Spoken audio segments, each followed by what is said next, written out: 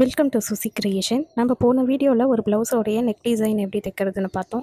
இப்போ அதோடைய sleeve design எப்படி தைக்கணுன்றதை பார்க்க போகிறோம் வாங்க.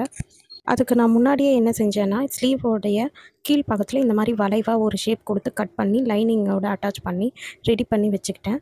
இப்போ அதோடைய நடு லைனில் ஒரு கோடு போட்டுக்கோங்க. அதோடைய ஃப்ரண்ட்டு சைடு 3 இன்ச்சு அகலத்துக்கு ஒரு கோடு போட்டு வளைவாக கொண்டு வந்து அந்த கைக்கு கீழே நான் வளைவாக ஒரு ஷேப் கொடுத்து தைச்சிருக்கேன் பார்த்தீங்களா, அங்கே வந்து ஒரு மார்க் பண்ணிக்கோங்க. இப்போ இந்த 2 கோடுமே வந்து ஒன்றா ஜாயிண்ட் ஆகிற மாதிரி வளைவாக ஒரு ஷேப் வரைஞ்சிடுங்க.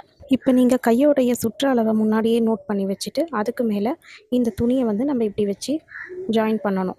நான் இந்த துணியை எப்படி ரெடி பண்ணுறதுங்கிறத நான் போன வீடியோவிலே உங்களுக்கு வந்து காமிச்சிருப்பேன். நீங்கள் என்ன செய்யணும், அதே மாதிரி நம்ம டிசைன் தைக்கிறதுக்கு முன்னாடியே இந்த கிளாத் எல்லாம் வந்து ரெடி பண்ணி வச்சுக்கணும். நம்ம என்ன ப்ளவுஸ் தைக்க போகிறோமோ அந்த ப்ளவுஸோடைய சாரீ கொஞ்சம் கட் பண்ணிக்கணும். அப்படி இல்லைனாக்கா அதே கலரில் இன்னொரு துணி வாங்கி கிராஸ் பீஸாக போட்டு இது ரெடி பண்ணி வச்சுட்டு அதுக்கப்புறமா நீங்கள் வந்து தைக்க ஸ்டார்ட் பண்ணிங்கன்னா உங்களுக்கு வேலை வந்து ஈஸியாக முடியும். இப்போ நான் ஒரு பக்கத்துக்கு வந்து இதே மாதிரி கட் பண்ணி தைச்சி முடிச்சிட்டேன்.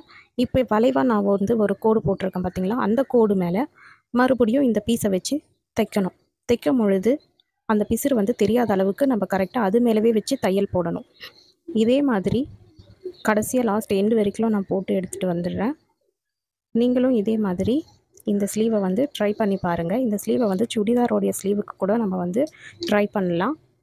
இப்போ பார்த்தீங்கன்னா இந்த டிசைன் வந்து நான் தைச்சி முடிச்சிட்டேன். இப்போ இந்த கை பார்த்திங்கன்னா இந்த டிசைன் வந்து முன்பக்கம் பார்த்த மாதிரி இருக்கணும்.